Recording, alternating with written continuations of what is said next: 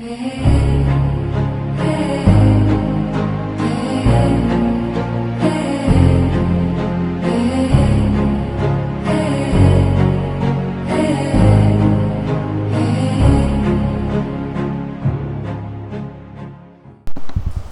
noite.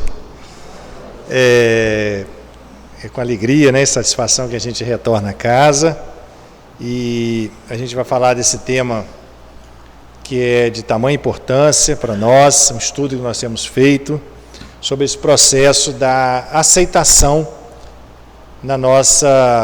das nossas dificuldades, sobretudo nós estamos falando da doença, né? Talvez seja a etapa mais significativa e mais importante no processo da cura. Até mesmo porque o que é cura, né? Nós chamamos de cura, entendemos a cura quando nós nos livramos daquela doença, né? É a forma que nós entendemos. Nós só temos essa palavra para falar, para expressar cura, né? O inglês, na língua inglesa, nós temos duas palavras. Nós temos cure, né? Cure, C-U-R-E, né? E healing. Healing também significa cura. As duas palavras têm o mesmo significado. Só que com sentidos diferentes. A cura seria a cura que nós estamos habituados a entender, da forma que nós entendemos a cura, e você ficar totalmente liberto daquela doença. E o healing é um processo mais profundo, mais íntimo, mais duradouro. É o processo de você alcançar a cura, de dentro para fora. Você se harmonizando, você se equilibrando, e você vai conseguindo e às vezes você nem necessariamente precisa de estar livre da doença para alcançar o healing, né? E nós vemos isso na prática, né? Muita gente, nesse processo de aceitação lúcida, uma aceitação que compreende o porquê, ou melhor, para que está passando por aquele processo todo, e a pessoa começa a empreender mudanças interiores, despertar nele sentimentos mais nobres, trabalhar o perdão, trabalhar a mágoa, e chega um momento que ele consegue se melhorar intimamente, e ainda a doença, como a doença é uma coisa no corpo físico, talvez demore mais tempo para regredir. Então a pessoa alcançou essa cura interior, que nós chamamos de healing em inglês, e às vezes nem sempre se livrou totalmente da doença. Isso é muito interessante. Tem pessoas que têm, por exemplo, o que vocês acham que está mais curado? Um indivíduo que fez uma cirurgia do coração, por exemplo, a ponte de safena, mas que ainda desobstruiu as artérias, né, tudo direitinho, a ponte foi um sucesso, mas que sai do centro cirúrgico discutindo com o maqueiro, reclamando de todo mundo, guardando mágoa, ódio, ressentimentos, vivido extremamente ambicioso, competitivo, agressivo, hostil, né, na vida. Mesmo que ele tenha desobstruído as suas artérias, ele não é considerado ainda um healing. Ele pode ter curado provisoriamente daquele problema. Por isso que Jesus também, ele não usou as duas palavras, mas quando ele falava, eis que estás, quando ele encontrou o paralítico, que foi curado no lago de Betesda, né? Ele foi curado na época, Cristo curou com a imposição de mãos, né? E depois ele encontra esse paralítico no templo, algum tempo depois. Então ele fala com o paralítico, eis que está curado. Vai, não peques mais, para que não te sucedas coisa pior. Ou seja, você mude o seu comportamento para você conseguir conquistar o seu healing. Você conseguiu sua cura, mas não conseguiu o healing, que é a cura definitiva. Então esse que é o trabalho que a gente está falando. A gente mesmo, muitas vezes, por exemplo, a gente faz um trabalho de tratamento de assistência espiritual lá no chamado Projeto Bezerra, a gente faz em parceria com o Kardec, e às vezes tem pessoas que entram com doenças graves, e depois de 10 sessões aqui, vocês devem encontrar, também tem assistência espiritual também aqui, às vezes a pessoa sai ainda com a doença no físico, mas sai muito mais amorosa, uma pessoa sai muito mais equilibrada, em paz com a sua consciência, em paz com Deus, mais com amor mais aceso, ativo no seu coração. Essa pessoa alcançou a cura. Só não deu tempo ainda de equilibrar o seu corpo físico. Às vezes precisa de outras reencarnações para se depurar completamente. Então é essa a ideia que nós estamos falando de aceitação e cura. Aceitação como um processo da cura. Eu vou mostrar para vocês agora um vídeo do nosso querido e amado Papa Francisco. Esse vídeo eu encontrei na... Opa!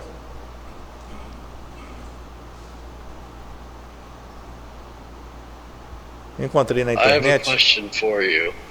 What do you do when you face something difficult? Primero, no enojarme. No hay que enojarse. Está tranquilo. Después, buscar la manera de vencerla, de superarla. Y si no la puedo superar, aguantarla hasta que se dé la posibilidad de superarla. No hay que asustarse nunca con las dificultades. No hay que asustarse nunca. Nosotros somos capaces de superarlas todas. Solamente necesitamos tiempo para comprender, inteligencia para buscar el camino y coraje para andar adelante, pero nunca asustarse. Interessante, né? Essas palavras do Papa, praticamente ela tem resume. Eu queria até voltar, se você pudesse um pouquinho mais alto, Léo. Eu vou mostrar de novo, porque é muito interessante. Praticamente a palestra poderia parar a palestra aqui, né? Acho que essa mensagem toca tão fundo o coração da gente, quando ele fala da necessidade de ter tranquilidade, não desesperar perante as dificuldades da vida, paciência, tolerância, né? Assim como o rio faz, né? Quando se depara com um obstáculo, quando a gente coloca uma pedra, vamos dizer, no leito do rio e obstrui a passagem da água. Como é que a água como é que a natureza enfrenta uma dificuldade? Aguardando, não se desesperando, vai acumulando forças, vai juntando água atrás daquela pedra, né, daquele obstáculo, vai juntando, depois até com o tempo, com tranquilidade, ela ultrapassa aquela dificuldade. É mais ou menos isso que ele falou: tranquilidade, tolerância, não se desesperar, confiar que nós temos capacidade de suplantar, de enfrentar qualquer dificuldade, que Deus está no comando. O Pai não coloca nenhuma dificuldade acima da nossa capacidade de suportar, porque se aquilo veio para nós nessa reencarnação, é porque nós já temos condições. Nós precisamos, o que ele falou ali? Tempo, inteligência para a gente mobilizar isso, utilizar as nossas forças interiores, confiança e atitude para a gente despertar essas forças que estão dentro de nós, para a gente poder enfrentar as dificuldades da vida. Tudo nós podemos. Vós sois Deus, vós sois capazes, desde que nós tenhamos fé e façamos a nossa parte. Então, é isso mais ou menos que ele fala. Eu só queria pedir que ele aumentasse um pouquinho o volume, Léo. I have a question for you. What do you do when you face something difficult? Primero, no enojarme. No hay que enojarse. Está tranquilo. Después, buscar la manera de vencerla, de superarla. Y si no la puedo superar, aguantarla hasta que se dé la posibilidad de superarla. No hay que asustarse nunca con las dificultades. No hay que asustarse nunca. Nosotros somos capaces de superarlas todas. Solamente necesitamos tiempo para comprender, inteligencia para buscar el camino y coraje para andar adelante, pero nunca asustarse. Interessante, e eu acho aqui muito interessante quando ele fala, ele não fala dessa aceitação passiva, de comodismo, ele não fala de submissão, né, àquele problema. Quando tivermos alguma dificuldade, tentar todos os meios para superar. Você viu ele falando. Então ninguém está falando aqui em masoquismo, ninguém está falando em resignação no sentido de passividade perante as dificuldades, que muita gente interpreta a resignação dessa forma, critica até a palavra resignação, mas a resignação é um processo ativo de enfrentar as dificuldades com equilíbrio, sem nos entrar em pânico, sem entrar em ansiedade. Então, a primeira coisa que ele falou, tentar superar aquele problema, com todos os recursos que nós temos. Deus não pede para a gente sofrer e curtir o sofrimento como se o sofrimento é que fosse nos depurar. Em momento nenhum você vai encontrar isso de Jesus. Ele pede sim que nós aproveitemos e utilizemos a inteligência para compreender por que aquilo veio para mim, qual a mensagem que aquilo quer me dar, me mostrar, para que eu possa evoluir com aquilo, para que eu possa despertar em mim algo que estava precisando de ser sacudido e despertado, ou corrigir algum rumo que eu estava deturpado dentro de mim. Então essa que é a ideia, a doença como um processo educativo e não punitivo. Não veio para nos punir. A lei divina, ela é de amor. Reencarnação é lei de amor. Não é lei de punição, de castigo de ninguém. A lei de Talião já é uma outra forma de entender. Nós entendemos a reencarnação como lei de amor. Nós vamos colher aquilo que plantamos para que nós possamos perceber quando nós estamos plantando coisas indevidas, em desacordo com a lei divina, e possamos retornar ao caminho que nos leva até Deus. Por isso que o nome pecado, gente, não é não carrega aquele peso que nós tínhamos antigamente de entender pecado como um castigo. Quem pecou merece ser castigado, né? Aquela culpa que carrega. Pecado é uma coisa mais natural. A palavra pecado, em latim, significa amartia. Amartia significa errar o alvo, errar a sua meta. Ou seja, nossa meta é a evolução, nosso aperfeiçoamento como espíritos imortais, até alcançar a nossa perfeição, até nós voltarmos à casa do Pai, de onde nós saímos. Do amor nós fomos criados e para o amor nós estamos voltando. Assim como o filho pródigo fez esse caminho todo. Quando nós erramos essa reta em direção à nossa perfeição, nosso caminhar em direção ao amor, à lei divina, nós cometemos um pecado. Saímos da trilha, o caminho estreito que nos leva até Deus. E quando nós saímos desse caminho, quando nós infringimos a lei divina de amor, nós vamos caminhar por caminhos que não são tão facilitados, ele fala a porta estreita, mas pelo menos um caminho que nos traz, isento de obstáculos, vamos dizer assim. Quando nós desviamos desse caminho reto, nós vamos encontrar o quê? Caminhos que não são muito agradáveis, que vão trazer às vezes sofrimento, dores, doenças. E aquelas doenças são para nos avisar, alertar, sinalizar que a gente está saindo do caminho certo e voltar para o caminho. Então é educativo, não para nos punir. Nós é que procuramos, nós é que nos punimos, nós é que procuramos Tem uma história muito interessante que o Alírio conta sobre isso. Fala que a nossa evolução, quando nós fomos criados, nós recebemos do Pai Criador, da divindade, um saquinho, uma metáfora, né? Um saquinho cheio de semente de coisas boas, cheio de semente de rosas, flores, para a gente semear no nosso caminho. São as heranças divinas, são as nossas potencialidades divinas em forma de sementes embrionárias ainda, para ser fertilizadas, para ser nós cultivarmos e fazer ela desenvolver.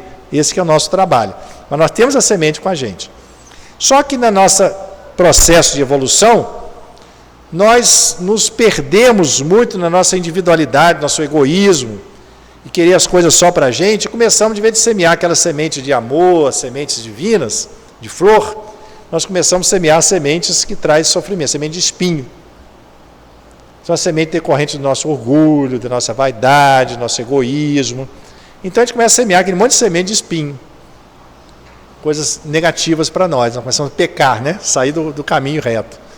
O que acontece? Chega um momento que a gente desperta a nossa consciência e a gente olha para trás e vê que nós plantamos muito espinho na nossa trajetória, só deixamos só espinho. Aí você fala, poxa, não é esse o meu objetivo de vida, meu sentido para viver. Não é isso que Deus quer de mim quando você começa a se despertar a sua consciência. Aí você tem 3 caminhos a tomar. Uma é você se culpar. É um caminho negativo, né? Um caminho que nos leva, não nos traz nenhum processo de evolução, de melhoria. É quando você se culpa do mal que fez. A culpa é uma autoagressão, é uma violência contra você mesmo. Você se culpa que você não poderia ter feito aquilo, que é uma baita de um orgulho, porque nós podemos errar, nós não nascemos perfeitos, o erro faz parte do nosso crescimento, só que desde que nós aprendemos com ele. Não tem por que se culpar por ter errado. Você pode entrar no processo de arrependimento, que é natural, que é aquilo que faz com que você não erre mais. Você tem que se arrepender, né, quando você toma consciência. Mas a culpa já é um processo de autoagressão, já é uma punição que você faz. Não é isso que Deus quer de você. A culpa leva a depressão, leva um monte de coisa, ressentimentos. Ele quer que você se desperte daquilo e se melhore, plante coisas boas. Então, o primeiro processo que você toma é isso: você se agredir, se culpar, se punir. O que você faz? Você entra no processo de autoflagelação, que sai rolando em cima do espinho, porque você acha que deve sofrer, porque você plantou muito espinho, agora você merece sofrer. Isso é um processo negativo. Não trouxe alguma evolução para esse indivíduo ele fazer isso? Trouxe sofrimento para quem? Para ele, para quem está do lado dele. É isso que Deus quer de nós. Que a gente fique ali patinando nos nossos erros, se punindo, se culpando. O outro processo é o processo da desculpa. A gente fala, o que a gente fala? Nossa consciência, para não assumir que nós fizemos aquilo ali, nós mesmos que plantamos nossas dificuldades, a gente fala que aquilo ali veio de outro. Ah, foi o vento que trouxe essa semente para cá, a semente caiu aqui porque o vento do vizinho trouxe para cá, ou foi o céu que fez essa semente nascer aqui. A gente não assume a responsabilidade sobre os nossos atos, que também não leva a nenhum crescimento. Você está fugindo, você não está assumindo a responsabilidade, não está mudando em nada. Você está só adiando, protelando uma coisa que você vai ter que fazer, porque a evolução ela é implacável. A vida vai exigir que você vai te sacudir, vai se despertar de alguma forma. Cada vez o estímulo para você despertar vai ser maior. Aí vem um problema pequenininho, você não acordou com aquilo, vem um problema maior, você não acordou, vem um problema maior. Cada vez nós vamos passando dificuldade maior para a gente poder se despertar. Esse é o objetivo. Não é para nos punir, não, é para nos acordar. Então, quando você foge dele com desculpa, também você não fez nada de proveitoso. E o terceiro é o quê? Que é o processo é recomendado e que nos traz o caminho que nos leva à nossa evolução.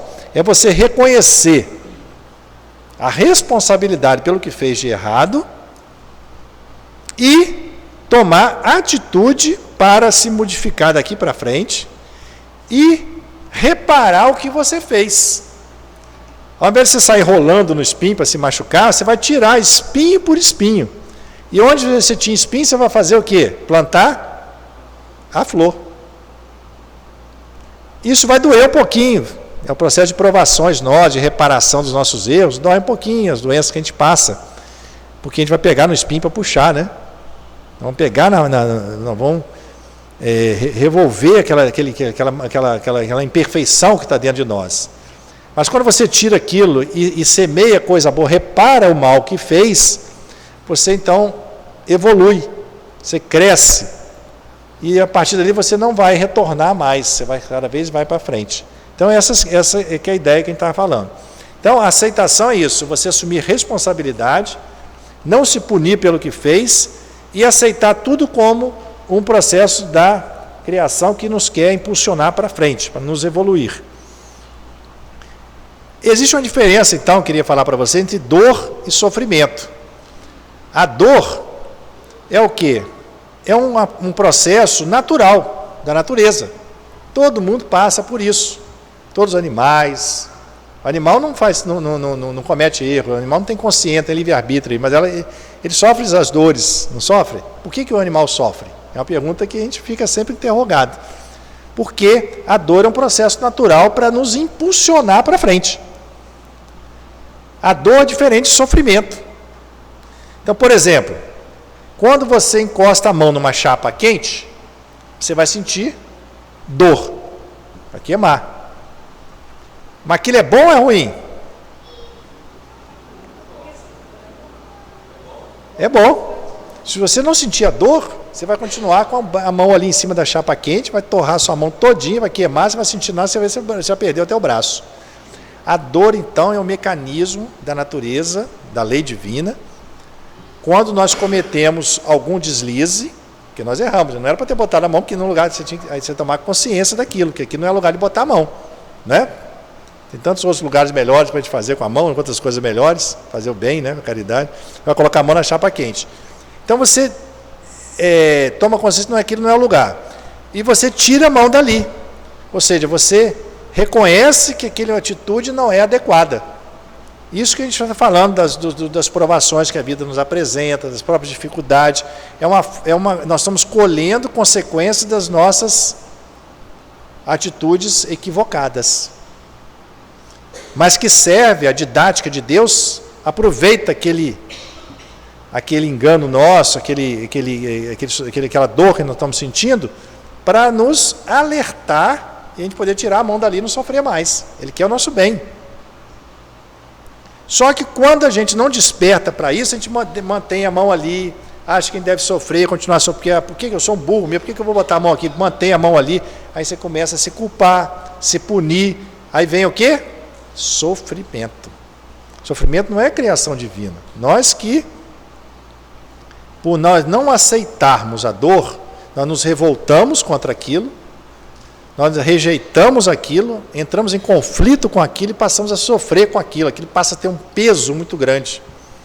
Tem pessoas que têm doenças graves, que sentem as dores decorrentes da doença, mas sofre pouco, que não se liga naquilo, aceita aquilo como um processo educativo, aceita aquilo como uma coisa natural que tinha que passar, por algum motivo ele tinha que passar por aquilo, tem que dar conta, a gente não fala isso, coisa que vem para a nossa porta, nós temos que dar conta daquilo.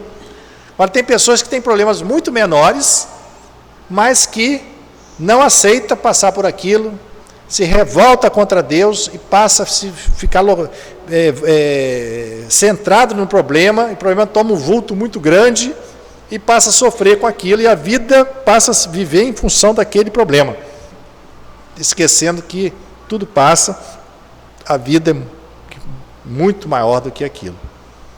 E outro dia eu atendi um paciente, semana passada, que um senhor, sentou na minha frente do consultório, depressivo, assim, um ar muito...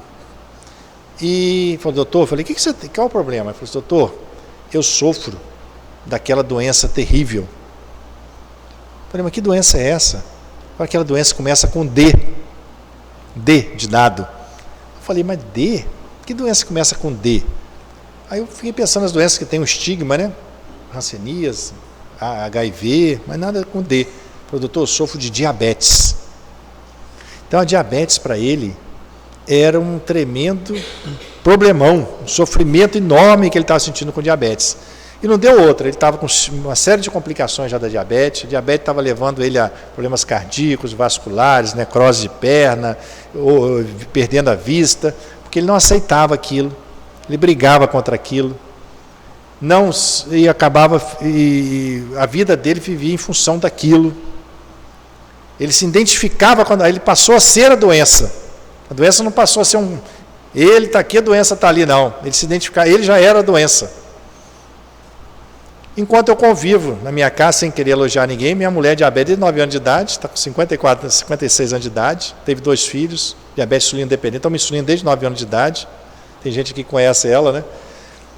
Meu sogro é diabético e vive muito bem, sem a diabetes é um acessório, vive a vida dela, cuidando da diabetes, fazendo o que tem que ser feito, aquilo que ele falou, superando as dificuldades, você tem que fazer tudo para superar, não é se entregando também a diabetes, não, deixa a diabetes me... Não é isso, você tem que tomar todos os cuidados. Geralmente o que se fala hoje que a diabetes é uma doença que vem para nos trabalhar a disciplina da pessoa, porque tem que ser disciplinado. Se o diabetes não for disciplinado, ele não consegue controlar aquilo. Disciplinado para comer, disciplinado para fazer exercício, para tudo isso. Então, se a pessoa aceitar isso, trabalhar a sua disciplina, exercitar, ter controle na dieta, ter disciplina em tudo, ele vai conviver com aquela doença sem ter sofrimento. Só vai vir a dor, que dói. Né? Ninguém quer ser diabético, né? É uma dor que tomar insulina todo dia, mas é uma dor que ela convive e ela até agradece no final por ter passado por aquilo. Eu lembro a vez que a própria Maria Lúcia aqui do Jerônimo, ela me conta sempre a história do meu sogro, que meu sogro é diabético também, ficou diabético com 30 anos de idade. E meu sogro, quando ele ficou diabético, ele era político, era deputado, empresário, bem-sucedido. E aquilo ali, a vida dele, você imagina, 30 anos de idade, no vigor maior da vida dele, é diabetes na época, 50 anos atrás, né? 50 anos atrás, está com 80, né? Ela tinha 30. Ele era uma doença terrível mesmo, né? A doença que era, praticamente não tinha tratamento, a pessoa entrava em várias complicações e tudo, né? Então aquilo abateu muito ele, que é natural, né? Ficou abatido com aquilo. Mas depois ele refletiu e ele conheceu a doutrina espírita. E através da doutrina espírita ele começou a entender isso, o para que estava passando o diabetes, o que o diabetes queria lhe mostrar, o que ele precisava trabalhar. E começou a se cuidar, ser disciplinado, trabalhar isso aí, começou a conviver bem com aquilo. E depois ele começou a fazer palestra em casas espíritas, né? Até para passar essa mensagem. Aí Maria Lúcia conta que um dia ele entrou na casa espírita e ele estava fazendo uma palestra. E a Maria Lúcia não conhecia o espiritismo. Primeira vez que ela entrou, passou assim, entrou. Hoje Maria Lúcia a gente conhece que é uma pessoa da federação, muito, né, que tem um conhecimento enorme da doutrina, mas na época estava começando. Aí na palestra meu sogro falou, hoje eu agradeço a Deus por ter me dado a doença, porque eu sou outra pessoa. Talvez se não me tivesse me dado aquela doença, eu teria morrido de outra coisa, porque eu era tão indisciplinado, eu era tão revoltado, vários problemas que ele tinha, que teve que trabalhar por causa da doença, aceitação, tolerância, paciência, né? Fé, resignação, que a doença forçou ele a trabalhar, que hoje ele agradecia a Deus por ter lhe dado a doença. Aí a Maria Lúcia fala assim, que saiu da palestra e falou assim, poxa, isso é mentira. Ela não conhecia o espiritismo. Ninguém vai agradecer uma doença, mas a gente chega a um ponto que você passa a agradecer as dificuldades, porque ela lhe trouxe conhecimento. Quando ele traz o quê? Conhecimento. Quando ele traz, nem conhecimento, quando ele modifica, muda o seu ser, aquele bom combate que você toma e torna-se uma pessoa melhor. Essa é a maior alegria, a felicidade que a gente tem quando se torna uma pessoa melhor. E a doença nos ajuda a isso. Então é a dor. Agora o sofrimento já é desnecessário passar. Então a dor é um mecanismo natural e serve para preservar a vida e nos conduzir de volta à trilha do amor, né? E o sofrimento é um mecanismo patológico, infringido pela própria pessoa, pela revolta dela. A pessoa se apega à dor e não quer pagar o preço para superar a situação. Qual é o preço que eu estou falando aqui? A gente paga para superar a situação. O preço da aceitação. Aquilo que o Papa falou. Tentar superar, se não superar, ter paciência, tranquilidade, aguardar o tempo e se modificar. É o preço da sua superação, da sua transformação interior. Você se trabalhar as suas imperfeições para não precisar de passar mais por aquilo. Se a gente não trabalhar, cada vez vai vir o quê? Um problema mais pesado, que a gente precisa. A lei divina é implacável, nós temos que evoluir. Então esse preço aqui é isso. O preço é o trabalho nosso da autoaperfeiçoamento, da reforma íntima. É um preço pequeno, né, gente? Mas que depende da nossa vontade de se trabalhar, da persistência, do exercício diário, do autoconhecimento, da reflexão diária sobre as nossas atitudes. Quando a gente se perde, porque ninguém, não se iluda, ninguém evolui de hoje para amanhã. Hoje a gente se propõe a mudar. Amanhã a gente já se pega fazendo uma atitude de frieza perante indiferença perante uma pessoa doente. A gente se pega guardando ódio do outro, a gente se pega com inveja do outro. Não quer dizer que você, não é para desistir, não. Ninguém evolui rápido. A evolução é lenta. Então, quando você se pegar de novo, você fala, opa, o importante é você estar alerta, atento para a sua vida. Não viver uma vida automática.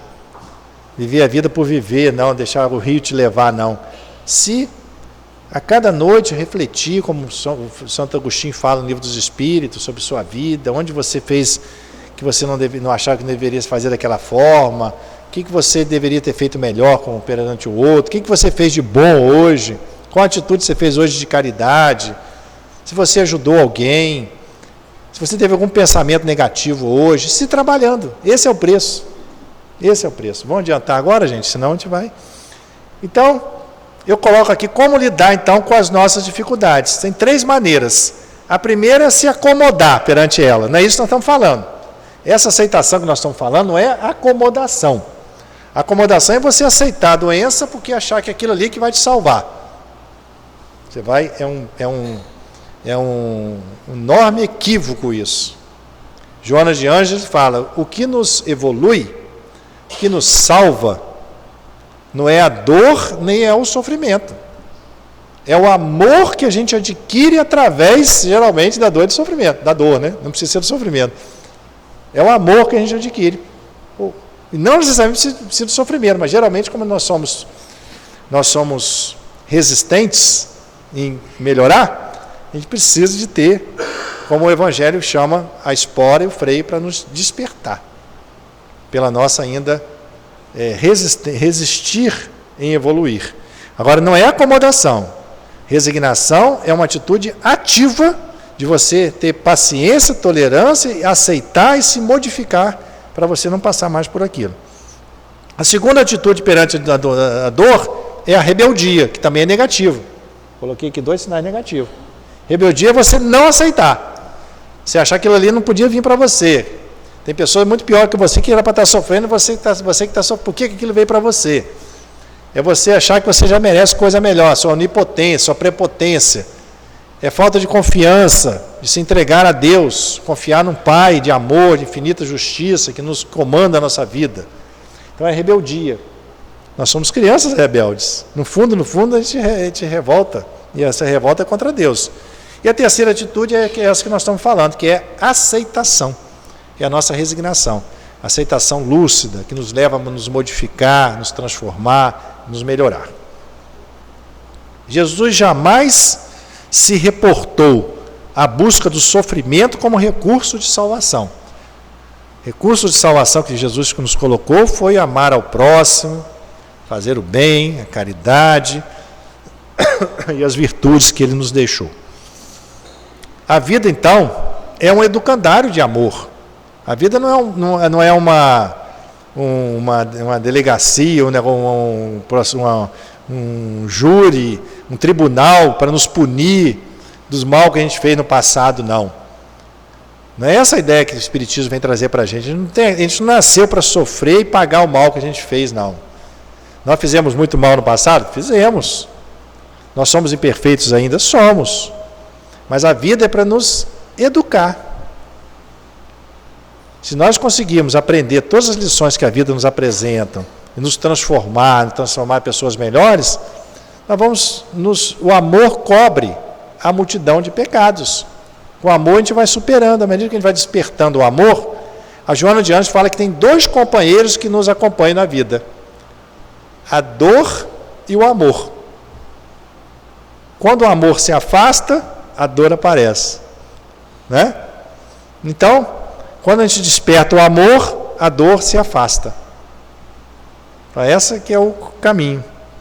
Então a vida nos educa, nos convida a nos melhorar através de vários convites. Primeiro vem um convite das nossas provações. São as coisas que vai nos despertar, os estímulos que a gente vai recebendo. É uma escola bonita, mestres amáveis querem nos educar. Mas se a gente resistir a aprender a lição da escola, a gente fica reprovado, não fica? Aí vem o quê? A expiação. Aí a gente fica reprovado, vai ter que fazer o quê? Repetência, vai ter que fazer a recuperação nas férias. Aí vem as coisas mais pesadas. É uma escola cinzenta e mestres mais severos no sofrimento, a expiação, as dores maiores, né? E se mesmo assim você não vai na aula da recuperação e recusa aprender a lição, não se melhora, aí vem, por último, o recurso que a vida nos apresenta, é o sofrimento. Aí é um reformatório, carcereiros agressivos, se obriga, te limita a sua liberdade para você aprender e despertar todo de uma forma mais agressiva. Então, a gente vai falar aqui, para a gente sair desse reformatório, quando a gente está ainda envolvido com essas dificuldades, com os sofrimentos, com as doenças, nós precisamos de humildade para aceitar que a causa do sofrimento é a nossa rebeldia, para descer do nosso orgulho e achar que a gente não merece estar passando por aquilo, que aquilo ali é porque nós somos rebeldes, não estamos aprendendo a lição. E depois disso, através da humildade, quando a gente aceitar, retornar à escola das nossas provações, das nossas expiações, que é a escola da dor, para aprendermos a praticar o amor. E aí, com isso, por isso que Jesus nos disse: vinde a mim, vós que estáis cansados e oprimidos, que eu vos aliviarei. Tomai sobre vós o meu jugo, o jugo do amor, e aprendei de mim, que sou manso, ou seja, não fico mansuetude é o contrário da revolta, né? Manso e humilde de coração. Então, se a gente conseguir essa humildade, aceitar que as coisas que vêm para nós, é porque a gente precisa passar por aquilo, e aprender com aquilo, ser humilde e nos despertar para o amor, nós vamos sair desse ciclo de dor e sofrimento. No Evangelho, está nos Bem-aventurados, no capítulo 9, nós vamos encontrar que a obediência é o consentimento da razão, e a resignação é o consentimento do coração. Então, não é obedecer só pela razão, mas você se entregar e sentir, se transformar, porque o coração, quando você incorpora aquilo no coração, você toma atitude e se transforma. Então, a resignação não é passividade, não é acomodação, não é submissão, não é conformismo, nem é suportável, tristonho e desanimado as situações. Isso não é que nós estamos falando de aceitação, de resignação, de aceitação. Aceitação é suportar pacientemente e não passivamente. Até o termo suportar eu preferia, como o Papa falou ali, a tradução foi suportar, né? Mas ele falou em aguardar. Tudo passa. Se estiver passando por dificuldade, aguarde. Aguarde até você se melhorar, até você reunir forças, você se transformar, para você superar aquilo. Não tenta brigar contra aquilo, entrar em conflito contra a doença, não. Faça aquilo que tem que ser feito. Use todos os recursos que a medicina terrena tem à disposição. Se não conseguir, aguarde. Se transforme, se modifique, se melhore, alcance, busque o seu healing. Busque o seu healing, a sua mudança interior, para que você possa atingir a sua cura definitiva. É estar de acordo com aquilo que está passando, porque você compreende e aceita. É uma aquiescência da razão e do coração. Isso que é resignação. Traz ânimo, esperança de um futuro melhor. Você sabe que você está passando por aquilo porque você precisa passar. É necessário para a sua evolução. E o dia que você evoluir, você vai superar aquilo. Então não é castigo. Você não fica com medo. Você não perde o poder sobre sua vida.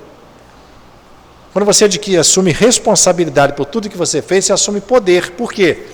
Porque da mesma forma que você pensa o seguinte, da mesma forma que eu, por agir mal, eu contribuí para mim estar passando por essa dificuldade hoje, eu posso inverter a situação. A partir de hoje eu vou agir de acordo com a lei de Deus, eu vou amar o meu semelhante, vou fazer o bem ao próximo, vou perdoar, eu vou me transformar numa pessoa melhor, e a partir do momento que eu mudar o disco das minhas vibrações, eu vou entrar no ciclo da melhora. Ou seja, eu adquiro poder.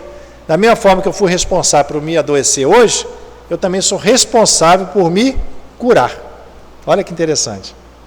Isso não traz tristeza, não, gente. Isso traz poder. Quando você entrega esse poder ao outro, é que você abre mão desse grande poder que nós temos de nos curar, através da nossa transformação interior. Não se iludam, quem se cura somos nós mesmos. O próprio Jesus, quando curava alguém, o que ele falava? A tua fé te curou. Vá e não peques mais, mude a sua atitude. Não era ele que falava, eu te curei. Quando Públio Lentulus, o senador romano, que era autoridade, foi levar sua filhinha para Jesus, foi pedir a Jesus que curasse a sua filha, e Jesus vai e volta para sua casa, e sua filha já está curada. E depois ele fala, não pense, senador, que a cura de sua filha foi decorrente do seu mérito, seu poder. A cura da sua filha foi alcançada pelo coração amoroso da sua esposa Lívia, que conseguiu energia suficiente para curar. Aprenda essa lição. Aí ele falou assim, aprenda essa lição, ou se modifique hoje ou esperará por milênios, falou com Públio Lentulus. Ou você se desperte agora para isso, ou você esperar por muitas reencarnações para aprender isso. Ou seja, que a cura é decorrente do amor. Então a resignação não é covardia, não é você se entregar passivamente. Resignar não significa desistir da luta, mas implica em reconhecer que a luta se interiorizou. É o bom combate. Ou seja, ao invés de você lutar contra aquilo que, uma doença, vamos dizer, incurável, uma doença que está com você, que já usou todos os recursos, está ali com você. Ao invés de você travar um combate, revoltar contra aquilo, a luta é contra quem? Contra as suas imperfeições. É ela que levou você a adoecer. Olha como é que muda tudo. Ela é um sinal só. É como se fosse um sinal do carro, do alarme do carro, apontando que o óleo está baixo. Você para a sua viagem e vai botar o óleo no carro, não é isso? Ninguém fica revoltado contra o sinaleiro lá o alarme, o alerta lá do carro, não é isso? A doença é a mesma coisa. Você tem que voltar para dentro de você e ver o que eu preciso me transformar, o que essa doença quer me dizer, o que ela quer me mostrar. É o bom combate, né? Então, isso aqui nós vamos deixar para uma próxima. E nós vamos falar sobre isso aqui. Que existem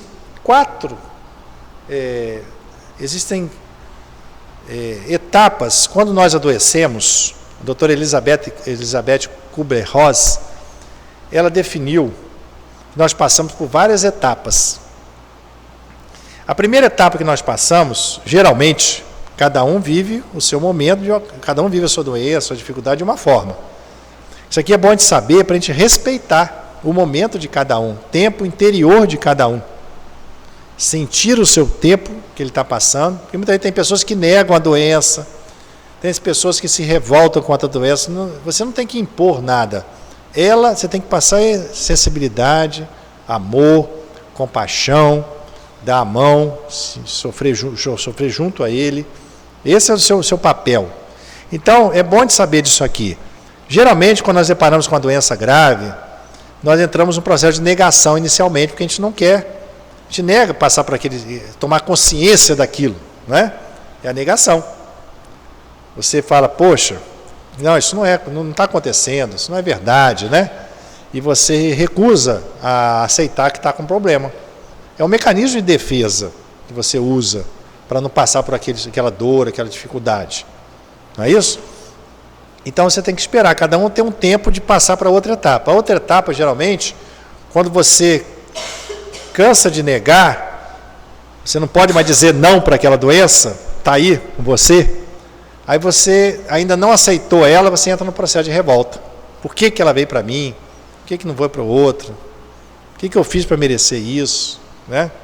É a fase da revolta. Você ainda não está preparado para aceitar aquilo. Senão é normal acontecer também. E a pessoa vai caminhando para uma outra etapa. Depois da revolta, a pessoa vê que no caminho é esse e tenta barganhar. Fala, ó, se eu ficar bom, ou então antecipar as coisas, pede para ficar bom agora, que nunca mais ele vai fazer nada de errado na vida. Não é isso? A gente faz isso? Ó, se eu vou ficar bom agora, nunca mais eu vou errar, nunca mais vou pecar, nunca mais vou fazer nada, só vou fazer o bem para os outros. É a fase da barganha que ela fala. E até então, você não aceitou, né? Até então, você recusou ainda a olhar para aquilo.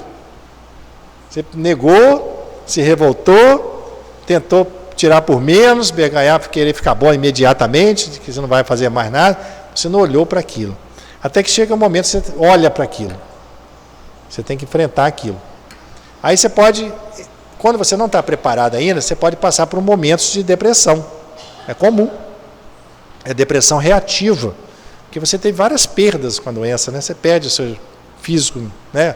Perde alguma coisa do seu físico, você perde a sua força para o trabalho, você tem que dar uma parada, você perde a sua força mesmo física, e várias coisas que você perde. É normal que a pessoa passe o processo de depressão, até que ela atinja o processo da aceitação. Aceitação, então, é o cume.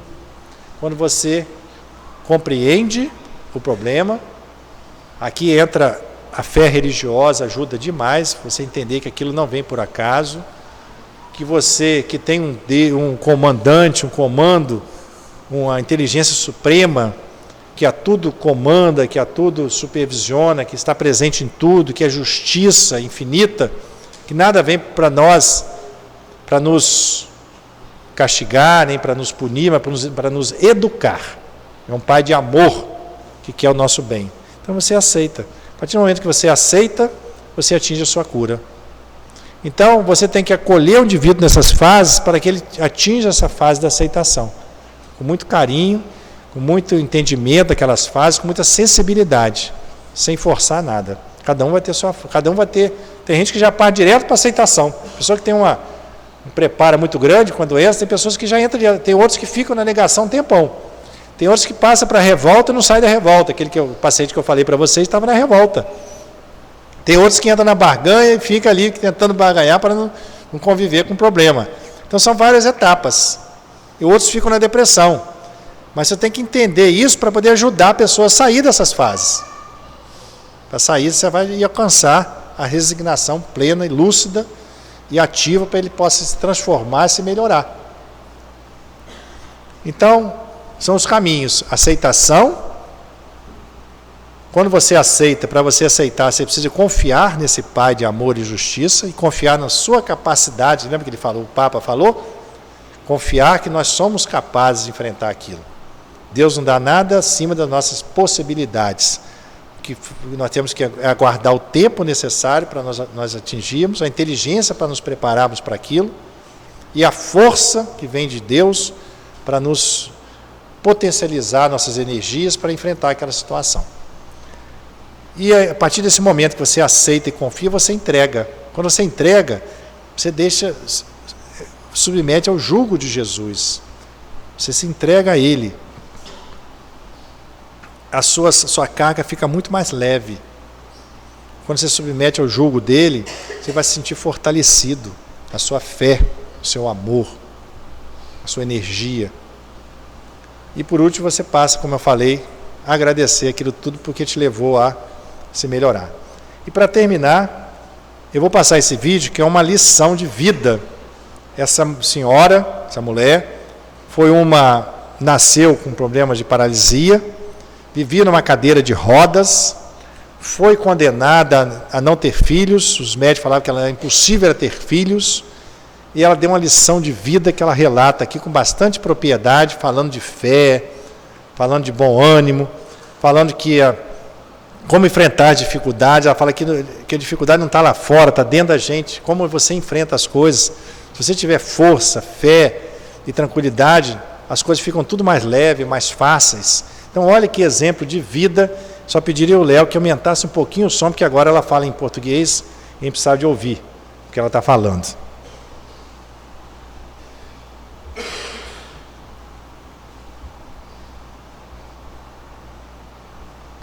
Gente, atenção, que é muito interessante o que ela fala.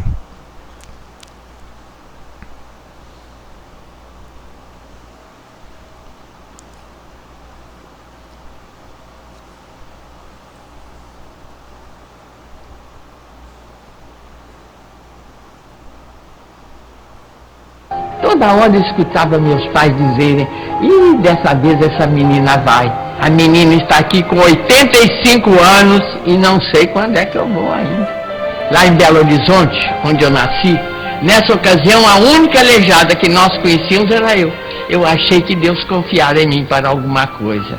E essa certeza não me deixou acreditar nas 3 frases que eu mais escuto na vida. Você não pode. Se você não fosse assim, quando você melhorar? Se eu quisesse, eu não faria nada na vida. Ninguém ia me cobrar. Eu não podia. Se eu não fosse assim, eu sou assim. Quando melhorar, nunca melhorei. Cada vez eu estou pior. Essa garra me fez com que eu não acreditasse na minha mãe quando ela dizia que eu jamais me casaria. Minha filha, que rapaz vai te namorar com essas pernas tortas? Que marido vai querer uma esposa aleijada? Mas logo em seguida chegaram cartas dos médicos que me acompanhavam e meu pai me mostrou uma das cartas. Imagina, o coração dela é grande do lado direito, a coluna em forma de interrogação, a bacia toda torta, a perna direita não tem musculatura para baixo, a esquerda para cima. Se tentar ter filho, vai morrer no parto. Eu casei com o Paulo, fomos casados 56 anos e 6 milagres aconteceram. 6 filhos nasceram. Nasceu o Paulo Elísio Lingote, que faria agora 67 anos. Faria. Ele faleceu há 7 anos atrás. Nasceu a Melina, a Virgínia Helena, que eu perdi 10 dias depois que eu completei 21 anos. Eu perdi minha filha Virgínia Helena. Nasceu o Luiz Alberto, nasceu a Virgínia Tereza, que me deu problema. E apesar dos médicos terem dito que eu jamais poderia ter filhos, 10 anos depois eu tive um temporal. Tenho 9 netos e 8 bisnetos. O Paulo morreu em 40 minutos. Ele acordou de madrugada e me disse: "Virgínia, eu estou passando mal, eu vou morrer." Um homem, gente, que eu conheci aos 16 anos, que me fez mulher, mãe, avó, bisavó, que eu sentia inteira ao lado dele, que vivemos uma cumplicidade, como eu já disse, 56 anos, e ele foi embora assim. Nunca perdi um minuto. Se foi difícil, eu colava fé e esperança. O que é fé? Fé é acreditar na sua força, no seu Deus dentro de si, nas suas possibilidades. E esperança é o impulso que nós temos de prosseguir, Mesmo que a vida esteja difícil, não paralisar. Muitas pessoas pensam que são os fatos que nos atingem, são as circunstâncias da vida que nos atingem, os planos de Deus que nos atingem. Mas na verdade, eu sempre achei que o que nos atinge é a forma de enfrentar as circunstâncias da vida. A maior lição da minha vida foi que eu descobri que eu mesma é que criaria obstáculos para mim mesmo. Porque eu é que construo minha própria vida. Nada é maior do que nós. Eu não choro pelas tristezas. Eu choro pela emoção. Um balé, uma orquestra, um grande teatro, me emociona muito. A emoção me faz chorar. A tristeza me faz crescer.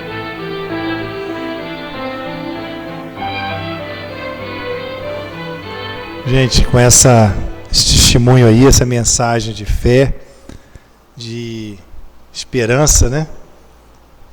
Eu queria então me despedir, desejando a todos vocês uma boa noite e que a paz de Jesus permaneça em nossos corações. Muito obrigado.